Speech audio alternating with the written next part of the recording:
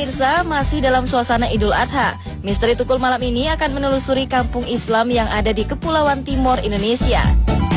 Ternyata adat istiadat daerah Kupang masih syarat dengan hal magis warisan leluhurnya.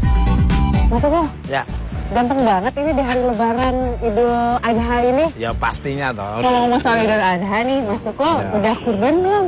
Ya pasti sudah dong. Kurban apa aja? Itu ya kurban perasaan juga.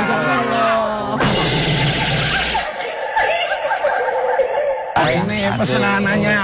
Ini udah jadi loh. Panas lah, kambingnya yang dua tuh kemana sekarang? Loh, tadi kan dipegang sudah masa nggak tahu. Udah saya cobain aja ya. Kadang-kadang kan amanatnya kambingnya dua kok jadi Cuma segini. satu piring. Ini Itu kan bukan hakmu. ada lagi. Oh masih ada. Ada lagi. Coba. Awas panas. Ini kebul. Ya, panas ya. Kan. Ini. Ya kalau yang menyumbang itu ya nggak perlu. 100. Punya kambing saya sendiri kok bayar. Yang masak bumbunya. Wah. 100 apa? 100 apa? Kompornya. Ini. 100 rupiah. Semua dibikin 100.000. proyek sama 100.000. dia. 100.000. Ya. Ini nih. 200. Tidak saya pen. Apa ini? Pesenannya biasa. Loh, yang mana? Katanya suruh masakin daging kurban. Oh ini? Iyalah. Loh kok cuma segini loh? Kemarin kan sapinya 4. Ya ini kan yang dipotong dikit-dikit, Bang. Wah ini sama dengan Karsono nih. Suka memotong hak orang lain ini. Tapi Cobain dulu, cobain.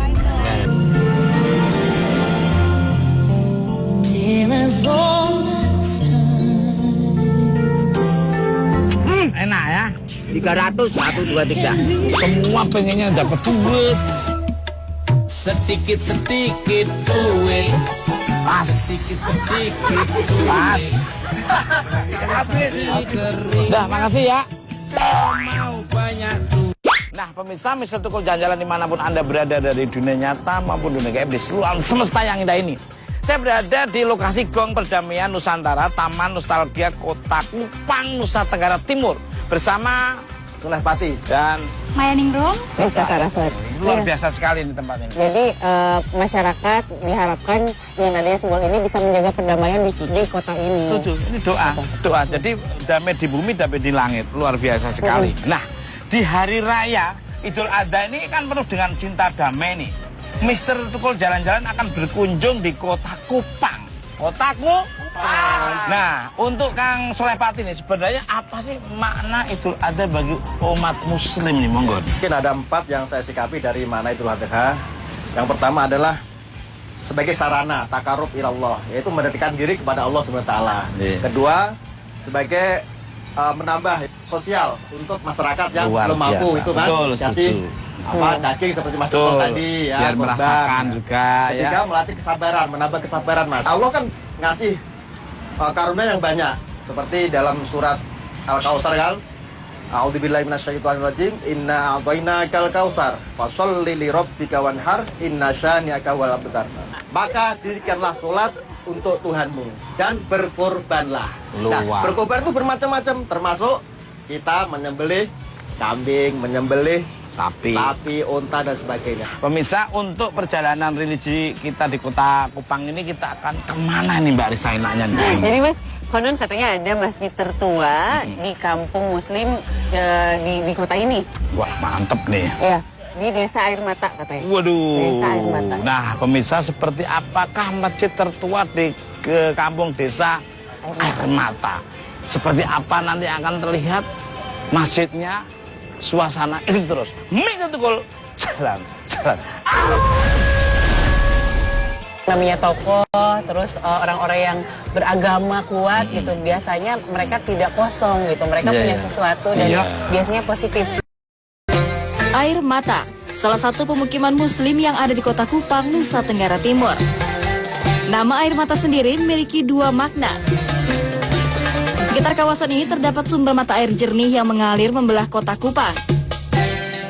Dahulu di tempat ini banyak air mata bercucuran akibat kekejaman penjajah Belanda serta Jepang. Dahulu tanah ini menjadi tempat Belanda mengasingkan tokoh pejuang Islam seperti Kiai Arsyad asal Banten, Adipati Amir Bahrain asal Bangka dan Sultan Dompu asal Bima. Ketiga tokoh tersebutlah yang kemudian menyebarkan agama Islam di Kupang dan sekitarnya. Hingga saat ini Desa Air Mata dikenal sebagai kampung muslim. Di tempat ini pun terdapat Masjid Al-Baitul Qadim yang berdiri pada tahun 1806. Masjid ini merupakan masjid tertua di kota Kupang. Konon masjid ini dipercaya memiliki kekuatan magis yang melindungi Desa Air Mata dari hal-hal yang berbahaya.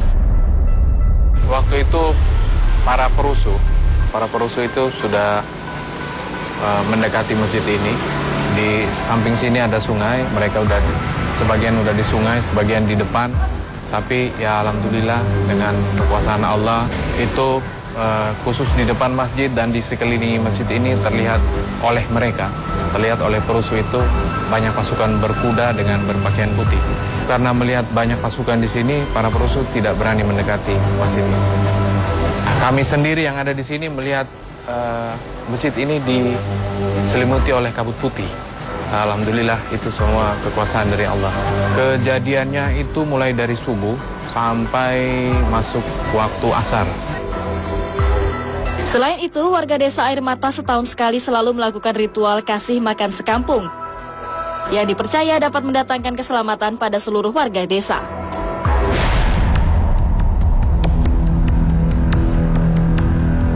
Pemirsa Mister Tukul Jalan-Jalan dimanapun Anda berada dari dunia nyata maupun dunia di seluruh semesta yang indah ini. Masjid ini selain tertua juga mempunyai kekuatan sangat magis sekali, luar biasa nih. Nah, menurut Mbak Risa dan Kang Soleh dan serta Mbak Maya Ningrum nih, energi spiritual apa yang dirasakan nih Kang Soleh? Di sini banyak sekali tempat-tempat mistik ya atau tempat-tempat ritual, Mas. Nah, ini pusatnya di masjid sini, Mas. Yang saya lihat kelihatan terselubung oleh awan yang memang itu untuk bisa mengendalikan segala mara bahaya, Mas. Kelihatan dari auranya itu kayak ada awan putih menyejukkan lingkungan di sekitar sini. Kalau dari Mbak Risa nih, monggo. Kalau dari pandangan saya sih, Mas, memang di sini tempatnya sangat positif gitu.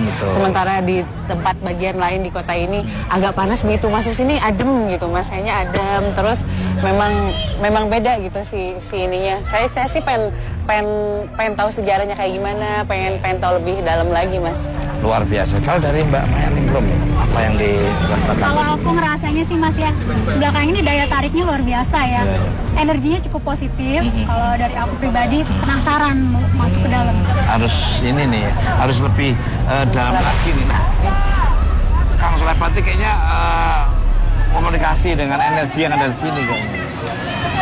Apa nih Kang? Mohon maaf, saya mohon izin mungkin barangkali. Soalnya ada sesuatu yang memang menarik energinya untuk saya untuk kesana. Ini dari arah kiri, Mas. Sama siapa yang mau diajak ini? Mungkin saya minta Mbak Ningrum untuk. Hati-hati jaga ya. Mohon izin saya, Mas. Ya.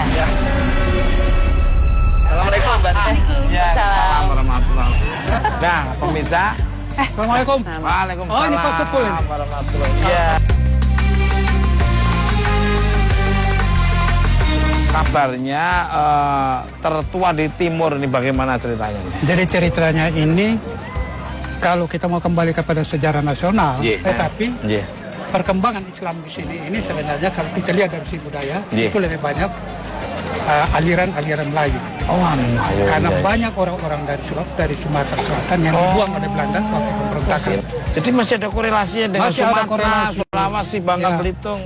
Jadi banyak sekali tokoh-tokoh yang berkumpul di sini ya. Jadi pejuang-pejuang yang ditangkap Belanda dibuang kemari, tinggal di Kampung Air Mata, meninggal di sini. Gimana Mbak Desa? Iya kan, Mas, yang namanya tokoh, terus orang-orang yang beragama kuat gitu, biasanya mereka tidak kosong gitu, mereka punya sesuatu dan biasanya positif. Dan Mas Tukul bisa bayangin gimana kalau semuanya berkumpul di satu tempat, terus bakal jadi sebuah kekuatan yang besar. Izin boleh masuk Pak? Silakan. Nah, pemirsa, seperti apa energi yang ada di dalam masjid tertua di Kampung Air Mata ini? Itu terus, Mister Tukul. Sementara Mister Tukul dan Risa Saraswati ingin menelusuri bagian dalam masjid, saat ini Solepati dan Maya Ningrum mengikuti tarikan energi yang mereka rasakan di bagian lain Desa Air Mata. Energi seperti apakah yang mereka rasakan?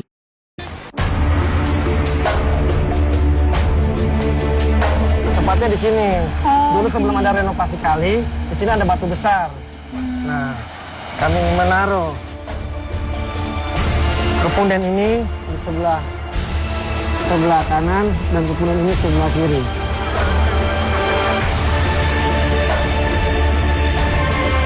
Prosesinya dari awal sampai akhir kayak gimana nih Pak? Jadi begini, Ritual ini. asisten daripada kami jalan dari rumah ke rumah untuk meminta sedekah berupa beras dan telur. Dari warnanya sendiri saya lihat ada beda nih Pak, ada merah, ada putih. Itu maksudnya apa tuh Pak? Ya, karena ini adanya di bagian timur, ini kami taruh merah dan putih. Merah berarti itu darah, putih berarti itu jiwa kita. Jumlahnya ada berapa titik? Ada 2 titik, semuanya berjumlah 4 sesajen. Nah, yang satu warna merah, warna putih, warna hijau, dan warna hitam. Dia ada, kita taruhnya di sebelah barat, benteng dekat pinggir laut. Kalau sini sebelah timur. Sebelah timur. Prosesi pertamanya kami berkumpul bersama di sebuah lapangan besar dan berdoa bersama. Kita lakukan menjelang ba'da asar. Dan untuk penaruhan sesajen atau kasih makan kampung ini kita taruh setelah sholat maghrib. Pantangan buat orang yang menaruh atau orang yang ikut menaruh kasih makan kampung ini tidak dilarang untuk berbicara walaupun ketemu dengan siapa saja sampai proses ini selesai. Jadi memang ini berpengaruh sekali dengan warga sekitar ya Pak ya? Dapat mencegah bala dan bahaya ya Pak ya? Ini sebenarnya hanya sebuah simbol. Tapi intinya kami berdoa kepada Allah untuk dijauhkan dari bala malapetaka baik penyakit maupun bencana alam yang datang menimpa kampung kami. Kang Soleh melihat peristiwa seperti ini kalau dari sisi spiritualnya itu seperti apa Kang? Ada kekuatan yang memang ditanam di situ dengan doa-doa tertentu ya. Karena ini sudah sebagai simbol saja atau sebagai apa ya, manifestasi ketika seseorang itu melakukan ritual. Tapi intinya yang Bapak Musta tadi bilang dari asisten-asisten banyak yang mengambil sedekah dari masyarakat itu satu black atau satu kaleng berupa beras dan juga ada telur itu sebagai sedekah ya. Karena sedekah juga dari Nabi juga pernah bersabda kan, as-sodaqatu tadfa'ul bala. Jadi sedekah bisa menghancurkan malapetaka. Itu tahun 98 itu seluruh masjid yang ada di Kota Kupang itu sudah masuk di dalam rencana untuk mau dimusnahkan. Kang Soleh, kenapa titik ini bisa dipilih? Apa ada satu kekuatan tertentu ya Kang di sini? Ketika zaman dulu kala terjadi ketika mensiarkan agama Islam, pertama sekali titiknya ada di sini yang saya lihat. Dari Yaman, mungkin dari Palembang, Mesir dan sebagainya. Titiknya ada di sini. Kumpulnya ulama-ulama di sini. Ya, yang pertama di timur. Dan kedua mungkin dibangun masjid di jalan barat. Makanya ulama-ulama sepakat dari kekuatan paku bumi ada di sini dan di barat. Kang, kalau misalkan ada serangan dari luar nih, titik ini apa yang terjadi di titik ini, Kang? Ada tanda-tandanya. Oh, ada tanda-tandanya. Longsor atau gempa bumi pusatnya nanti kalau misalnya terjadi sesuatu yang masyarakat tidak nggak bisa mengendalikan, di sini ada pergerakan rasionalnya lewat air yang mengerong-rong ke situ. Itu tanda-tanda. Tapi saya yakin kekuatan di sini masih utuh, masih kuat. Tapi ketika ada sesuatu itu mungkin bisa warga sini termasuk Pak Mutar dan teman-temannya bisa ritual di sini dengan keagamaan yang kental ya. Baca Al-Quran, terus baca sholawat dan sebagainya, insya Allah bisa mereda dari mara bahaya. Di sini saya lihat ada petilasan yaitu tadi tonggak yang memang ditancapkan seperti paku bumi, Pak.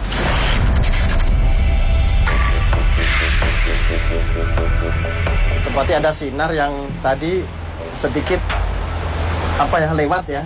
Ada tarikan ke sana, itu juga energinya sangat luar biasa, Mbak. Mungkin ada hubungannya enggak sama tempat ini? Seperti ada kampung sebelah yang itu juga penduduknya Muslim.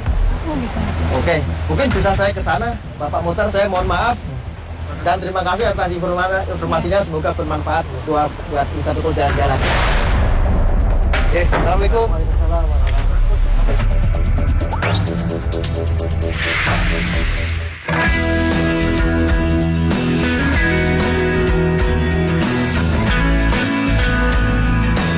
Pemirsa Mister Tukul jalan-jalan dimanapun Anda berada dari dunia nyata maupun dunia di seluruh alam semesta yang indah ini. Sekarang saya sudah ada di dalam masjid nih, yang sangat luar biasa ini, Mbak Arisa. Emang auranya kuat banget ya Mas ya, kayaknya emang Kerasa ya? Kerasa merinding, cuman bukan merinding sesuatu yang menyeramkan gitu. Ada kekuatan di sini gitu. Pak, dalam kerusuhan masa tahun 98 silam, banyak orang mengatakan ada cerita gaib di masjid ini. Cerita apa? Yang sesungguhnya waktu tahun 98 itu seluruh masjid yang ada di Kota Kupang itu sudah masuk di dalam rencana untuk mau dimusnahkan. Alhamdulillah ada beberapa masjid yang terbakar, tapi khusus air mata, begitu para pelaku ini mau masuk di air mata, dilihat masjid ini dijaga oleh pasukan berkuda. Merinding ya? Iya. Merinding ya Mas ya? Pasukan berkuda. Jadi dengan adanya pasukan berkuda ini maka gagallah mereka untuk melakukan kejahatan. Dan ini bukan orang Islam saja yang lihat, tapi semua non-Islam juga ada lihat sendiri. Kamu jangan coba masjid air mata. Karena masjid air mata itu dikawal ketat oleh orang berjubah putih dengan menunggang kuda putih. Nah, apa ini Mbak Arisa? Iya, Satu. jadi memang tadi kan saya bilang Mas, banyak orang sakti di sini itu pada zaman dahulu kala. Mereka punya kekuatan, semuanya kumpul di sini. Terus jadi kayak apa ya? Masing-masing dari setiap yang dihijrah ke sini itu ada penjaganya, masing-masing ditinggalkan di sini juga. Jadi memang benar apa yang diduga oleh Mbak itu benar. Karena begini Mas Sukun. Sejak dulu itu sudah dibangun dua lembaga kekuatan adat, lembaga adat. Jadi ada kampung raja istilahnya, ada kampung iman. Kampung raja ini terhimpun orang-orang yang dibuang oleh Belanda, ya mungkin ada punya ilmu kesaktiannya dan lain sebagainya, itu mereka tergolong menjadi satu. Nah, kampung raja itu sampai hari ini masih tetap berjalan terus. Sehingga dengan demikian, semua apa yang kalau kita rasakan secara batiniah, itu memang sesungguhnya ada kekuatan gaib. Kenapa? Pada zaman Belanda waktu terjadi perang Jepang, seluruh rumah yang ada di sekitar sini itu hancur berantakan. Hanya berdiri tegak masjid air mata ini tetap berdiri tegak, tidak kena bom. Itu kehebatannya. Tidak kena bom. Tidak kena bom. Energinya memang itu tadi kayak dapat kekuatan dari Tuhan Yang Maha Esa Subhanahu wa Ta'ala. Jadi kalau saya lihat itu mereka memang baik gitu ya, positif, tapi pada saat ada seseorang atau sekelompok manusia yang akan berbuat sesuatu di sini, mereka bisa menjadi sesuatu yang sangat jahat. Gitu. Boleh izin bisa ke atas, Pak? Bisa.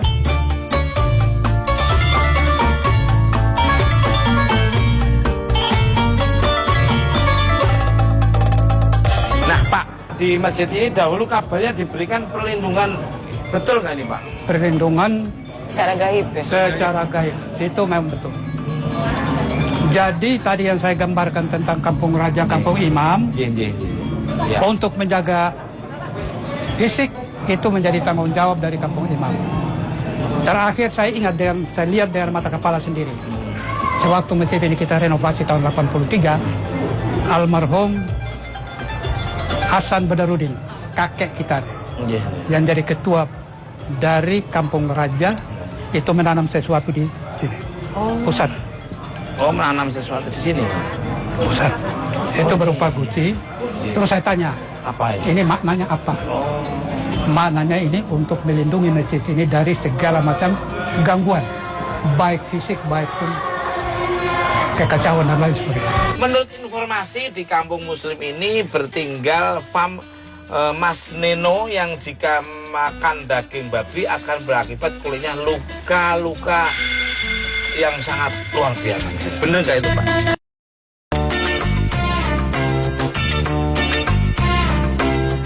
Mbak Risa, itu apa yang ditanam, Mbak Risa?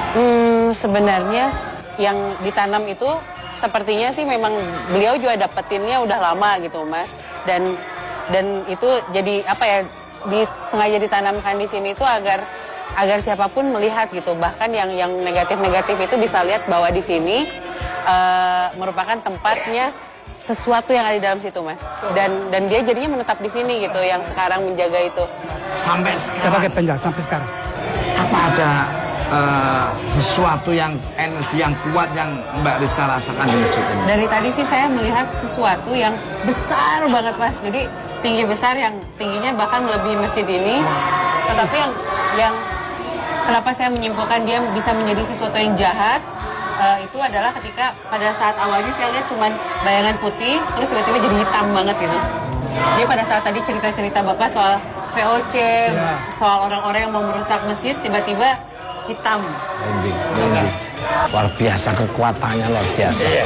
Jadi kalau tidak ada orang yang akan berbuat jahat, ya dia biasa-biasa saja. Kekuatan jadi putih. Tapi kalau sudah ada orang yang tidak akan berbuat yang tidak baik, itu bisa otomatis hancur dengan sendirinya.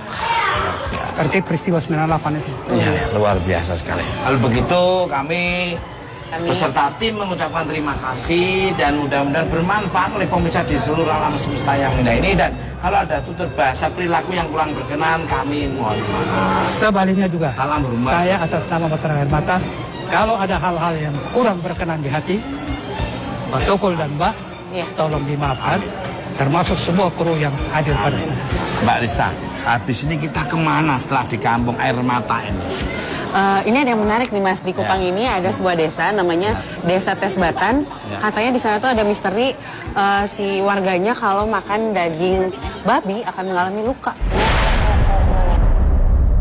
Ada satu orang, dia tidak punya istri dan dia hidup sendiri. Lalu dia pelihara babi dan babi itu betina. Nah lalu kemudian tiap hari dia kasih makan, lalu dia pergi kerja. Biasanya kerjanya jauh, malam pulang baru dia kasih makan lagi. Nah, suatu saat itu dilakukan terus-menerus. Lalu ketika suatu saat dia pulang, loh, makanan tadi yang disisakan itu habis dan dimasak yang baru. Lalu dia kaget, ini siapa yang datang buka rumahnya dan masak. Nah, setelah itu berulang-ulang, lalu suatu saat dia pura-pura, dia tidak pura-pura pergi kerja, tetapi di situ dia hanya mau mengamati siapa yang datang buka pintunya dan memasak. Nah ternyata babi itu yang berubah menjadi perempuan, menjadi cewek, masak, lalu kemudian habis masak kembali menjadi menjadi babi. Nah karena itu dia menganggap bahwa ya itu adalah manusia. Dan kita di timur sini banyak juga yang namanya ada yang amkoa, kuinkoa, itu karena mereka tidak makan itu ada satu jenis burung yang nama burung koa. Karena mereka bilang berasal dari situ. Ada yang amuki, karena tahu bahwa dia dari pisang. Ada yang katakan bahwa misalnya itu burung puyuh, jadi itu juga mereka tidak makan itu. Kalau seperti saya, kan ada satu pohon yang namanya oben, itu pohon. Itu tidak boleh sentuh. Nah itu katanya ada kaitan dengan itu, jadi kita tidak tahu. Berjarak 50 km arah barat daya kota Kupang, terdapatlah Desa Tesbatan yang dihuni oleh warga Berma. Hingga suatu hari, kepala suku mereka, Beti Oke, pun bertemulah dengan Said Horsan yang merupakan tokoh penyebar agama Islam di Pulau Timor. Ajaran Islam yang mengharamkan umatnya untuk memakan daging babi menarik perhatian sang kepala suku. Hingga saat itu, satu persatu keturunan Fam Mas Neno pun menganut agama Islam.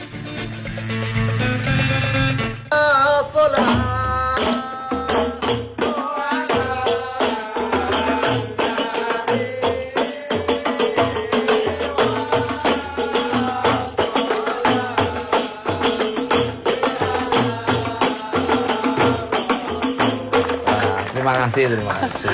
Subhanallah. Nah, pemirsa Mr. Tukul jalan-jalan dimanapun Anda berada dari dunia nyata maupun dunia game di seluruh alam semesta yang indah ini. Saya sekarang berada di lokasi Desa Tesbatan, Kupang, Nusa Tenggara Timur. Nah, menurut informasi di kampung muslim ini bertinggal Fam Mas Neno yang jika makan daging babi akan berakibat kulitnya luka-luka yang sangat luar biasa. Benar nggak itu Pak? Benar sekali. Karena ini menjadi satu kebiasaan di sini. Mereka dari dulu beragama animisme, tidak beragama. Tetapi tidak makan daging babi. Kalau makan badannya luka-luka. Lukanya besar-besar, tidak bisa bangun berdiri, tidak bisa jalan. Sampai sekarang. Sampai Mbak. sekarang. Kalau Mbak Risa mungkin bisa dilihat. Kalau saya sih melihatnya Mas, ini memang disengaja gitu Mas. Jadi ada seseorang yang memang menginginkan agar orang-orang yang ada di sekitar sini tidak memakan hal yang menurut beliau adalah sesuatu yang haram. Gitu. Jadi itu caranya gitu. Menurut sejarahnya, Karena pantangan makan daging babi ini, Pak Mas Neno masuk ke agama Islam. Bagaimana sejarahnya, Pak? Monggo. Dulu pernah datang seorang yang berbangsa Arab, datang berdagang. Di Oikabiti, bukan di sini. Di Oikabiti tadi. Kemeti sana ya. Orang Liwan itu. Di situ beliau bikin toko di situ. Datang ini Bati Oki, orang tua yang pertama masuk Islam itu sebagai kepala suku. Masuk Islam, datang karena dulu itu tidak tahu agama Islam itu mau sebut tidak bisa. Mereka tidak tahu, jadi cuma bilang mau cari yang berpicik hitam. Berpicik hitam itu yang tidak pakai tidak makan daging babi. Orang cari ini agama yang ini. Yang berpicik hitam itu katanya tidak makan daging babi, jadi kami suka itu. Bapak Veter Kebiti, Veter itu sebagai raja kecil, gitu, Temukum besar. Bilang, kalau begitu kamu pergi, Tuan Ahmad ada di sana. Itu yang bawa Islam itu nama Ahmad bin Said Orsan. Terus orang syahadat di situ 47. Menurut Mbak Arissa, apalagi nih dari penglihatan Mbak Arissa? Menurut saya, menurut penglihatan saya sih Mas, ini ada sesuatu yang kuat memang di sini gitu. Entah adat istiadatnya gitu apa, dan memang ada seperti ada seseorang yang memang punya kekuatan di sini gitu. Saya percaya. Tapi nggak tahu nih, saya juga kayak melihat ada sesuatu yang disembunyikan gitu di sekitar sini, seperti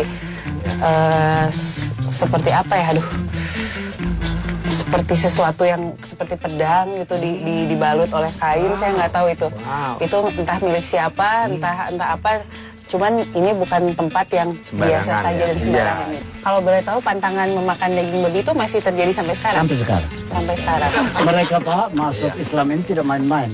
Karena orang takut itu pantangan ini. Setuju saya. Olehnya itu orang tidak pernah lihat saja juga takut, apalagi makan. Ini cucunya ini. Monggo, silakan.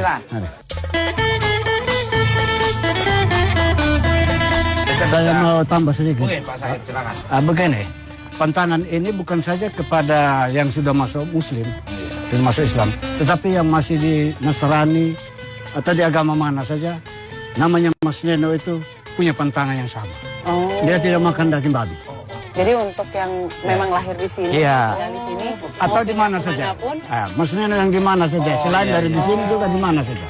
Yang marga Mas Neno ini tidak akan bisa bercerita Pak Madan, maaf Pak Madan. Kalau cerita pantangan, saya sendiri dapat itu.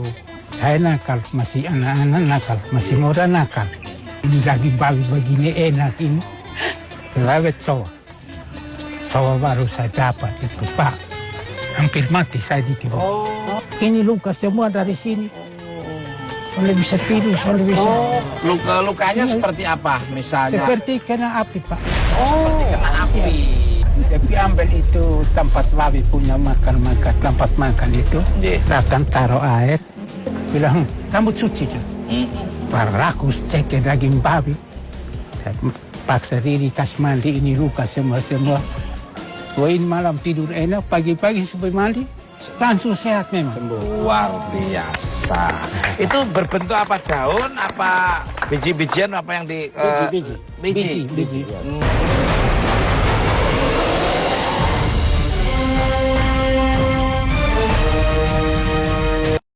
Pantangan ini seperti masih berlaku sampai saat ini nih Mbak Arissa. Ini, ya saya melihatnya seperti ada seseorang yang berserapah gitu, bahwa ini keturunanku tidak boleh memakan binatang ini karena ini haram, dan itu kayaknya turun temurun Mas. Jadi sampai siapapun yang berasal dari sini, lahir di sini akan terberlaku gitu.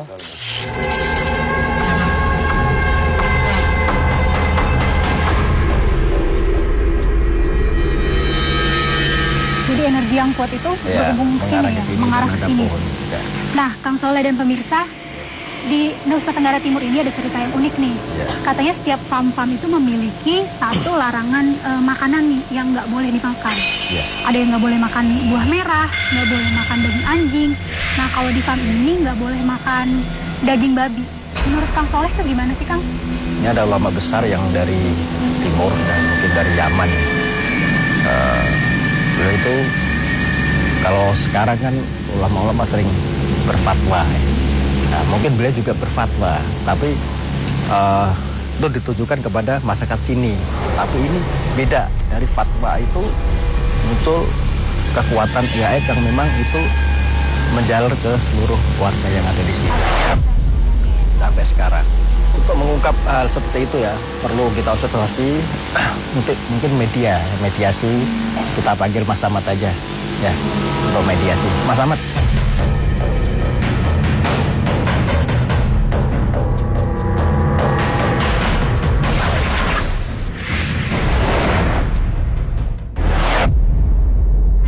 Assalamualaikum. Selamat malam. Dengan siapa? Kami keluarga Mas Nino.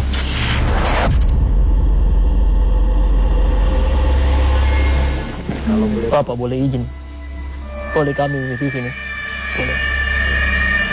Kalau boleh tahu namanya siapa? Nanti. Saya boleh kasih tahu. Kenapa nggak boleh dikasih tahu? Ini kami dari Bentar Pukul Jalan-Jalan dan syuting di Kupang, Nusa Tenggara Timur untuk mengungkap tragedi atau misteri-misteri yang belum bisa terungkap, seperti ketika seseorang itu makan daging babi dan akhirnya terjadi musibah. Mungkin nanti bisa menjelaskan seperti apa ceritanya. Bapak kami bertemu seorang pedagang berbaik hitam. Mereka sedang berkumpul bersama teman-teman dan saudara dari tempat lain. Bapak peci hitam berbicara tidak boleh memakan daging babi. Sudah ada yang melanggar pantangan itu semua nggak? Dan apa akibatnya bagi mereka? Boleh izin dulu Bapak. Boleh kasih tahu Bapak. Boleh aja. Boleh. Peci hitam melarang kami memakan itu karena akan terjadi malapetaka. Sebelumnya kami tidak apa-apa memakan daging yang kami makan. Tapi ketika Bapak itu berbicara seperti itu,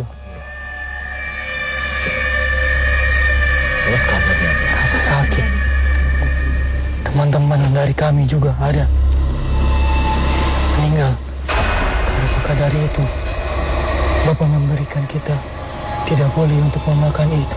Berapa ratus tahun yang lalu itu kejadian Bapak itu datang? Si Bapak peci hitam itu datang? Peci hitam datang sudah sangat lama. Tepatnya tahun berapa?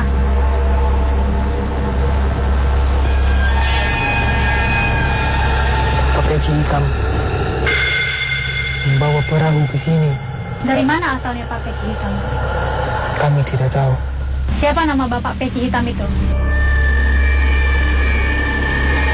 Sebentar, saya tanya. Bapak, siapa namanya Bapak? Siapa? Yasir. Apa Yasir? Yasir apa Bapak? Habib Yasir. Habib Yasir. Iya. Kenal nggak? Namanya Ahmad Horset. Ahmad Horset. Kami tidak tahu. Mungkin anak cucu kami. Terima kasih Adik ya informasinya.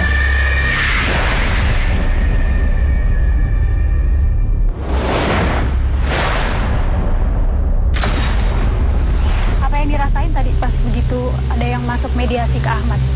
Saya lihat sih ada beberapa perkumpulan yang mungkin dikatakan beberapa farm ya mungkin lebih karena dilihat saya tuh beberapa orang yang dari tempat yang berbeda kan. Jadi pada saat di suatu tempat ada dari Timur Tengah sana Kang Soleh menggunakan peci hitam itu datang pada saat di waktu-waktu tertentu gitu. Dia seperti menyiarkan Islam kan siarnya itu sambil berdagang ya Kang Soleh. Nah, jadi mungkin ada tidak sengaja dia mengeluarkan fatwa bahwa karena pada saat kejadian itu ada yang memakan daging babi. Ya, bukan saya lihat anjing ya, kayak daging anjing itu ditawarkan. Silakan Bapak belum makan ditawarkan kepada si Bab Timur Tengah. Iya. Ditawarkan ini daging apa katanya. Pas dilihat ada anjing hitam kecil lewat di situ. Itu katanya. Kami tidak diperbolehkan untuk memakan itu kan. Nah, terus ditanya kenapa tidak boleh memakan itu. Karena di kami itu apabila makan itu kan diharamkan, cuman kan mungkin nggak tahu namanya haram, mungkin lebih ke dia bilang akan terjadi malapetaka apabila memakan itu. Terus ada ya anjing, ada daging babi disebutkan. Mereka tidak percaya kok bisa terjadi malapetaka seperti itu.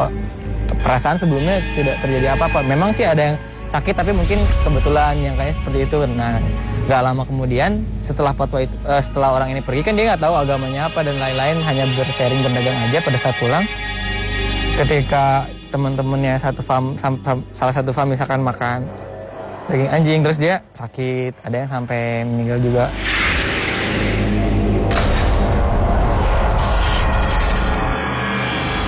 Subhanallah. Dari mana aja, Mas? Ya?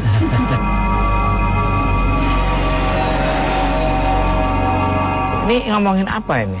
Gini Mas, tadi kan saya ketarik sampai ke sini, ternyata situ ada kumpulan benang-benang yang disatukan gitu, ada merah, ada putih, dan situ ada tembaganya situ Mas. Saya ketarik di satu pohon itu dan langsung nyambung ke makam ini Mas. Oh, tadi yang ditanam. Tadi ada suara-suara tadi kita langsung, itu ada suara apa itu?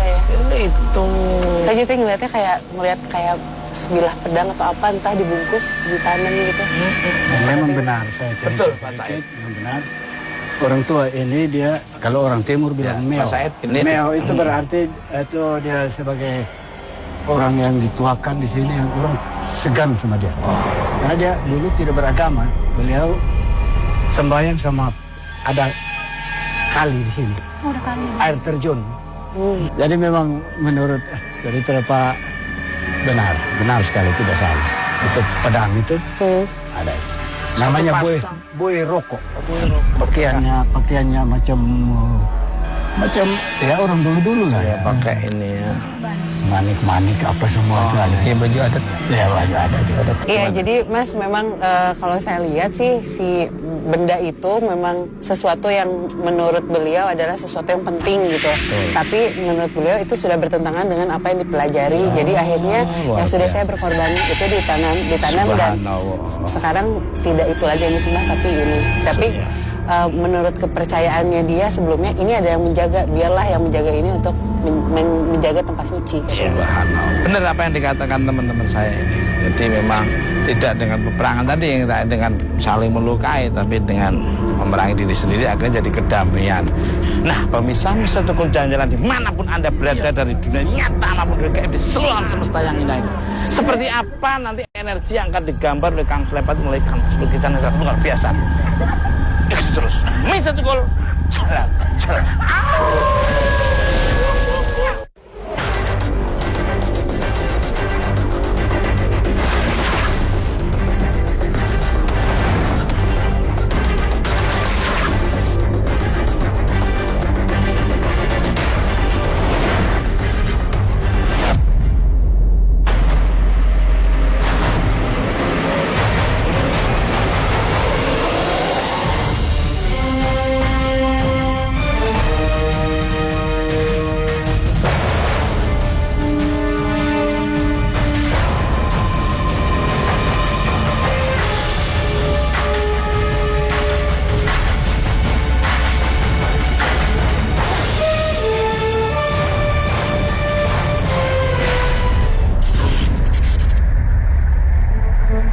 Mr. Tukul Jalan-Jalan dimanapun Anda berada dari dunia nyata maupun dunia gaib di seluruh alam semesta yang indah ini. Inilah hasil kanvas lukisan yang divisualkan oleh tangan yang sangat luar biasa, kecerdasan yang tidak orang semua punya. Ini mungkin Kang Sulewati bisa dijelaskan. Beliau-beliau ini siapa saja? Jadi dari pertama Mas, ketika saya observasi sama Mbak Ningrum ya di Kali Dendeng, di mata air Mas, kamu mata air sana. Ya. Ini sosoknya dari Timur Tengah, dia berjubah, berjenggot putih dan berjabang putih dan kumisnya agak coklat ya. Terus dia bawa tongkat ya, yang itu ditancapkan di situ. Dan ini saya yakini beliau ini masih keturunan dari Pontianak, yaitu Syekh Abdurrahman Al-Qadri. Beliau ini dari Timur Tengah juga, yang tadi masuk ke mediasi Mas Ahmad, yaitu Habib Yasir. Terus ini tokoh masyarakat sini yang memang dituakan dan disegani di masyarakat, dia yang nanam pusaka di Subhanallah. Dari Mbak Risa nih? Ya, semua yang divisualkan sama Kang Soleh memang sesuai dengan apa yang saya lihat, Mas. Ya. Pak Said, maaf, mungkin bisa dijelaskan apakah sudah pernah melihat beliau-beliau ini, sosoknya? Tadi macam Pak bilang itu dari Timur Tengah, dari Yaman, betul. Dari Hadramaut. Oh, nah, bagaimana keturunan Pam-Pam di NTT ini menyikapi pantangan dari leluhurnya nih? Mungkin dari Mbak Risa. Menurut saya sih, Mas, ada baiknya sesuatu yang dilarang itu adalah sesuatu yang baik sih untuk warga sini. Jadi ada baiknya kalau itu dipatuhi, toh itu tidak akan merugikan gitu sebenarnya. Betul. Tapi ya itu sebagai ini aja, Mas, sebagai peringatan aja di leluhur, dan ada baiknya diikuti aja sih. Mohon maaf kalau ada berbahasa perilaku yang kurang berkenan. Betul, semua yang dikatakan Pak Said ini adalah atas izin Allah Subhanahu wa Ta'ala, dipertemukan oleh Tuhan, akhirnya bisa hadir di sini dan bisa memberikan tontonan yang bisa diambil sisi positifnya atau inspiring untuk pemirsa di seluruh alam semesta yang indah ini. Nah, pemirsa Mr. Tuko Jalan-Jalan dimanapun Anda berada dari dunia nyata maupun dunia di seluruh alam semesta yang indah ini, ambil sisi positif dari tontonan Mr. Tuko Jalan-Jalan, yang negatif jangan diambil.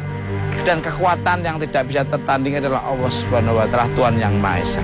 Tunggu kehadiran Mr. Tuko Jalan-Jalan di tempat yang berbeda, yang ada wisatanya, budaya, mitos dan misteri, dan serta legenda-legendanya. Itu terus Mr. Tuko Jalan.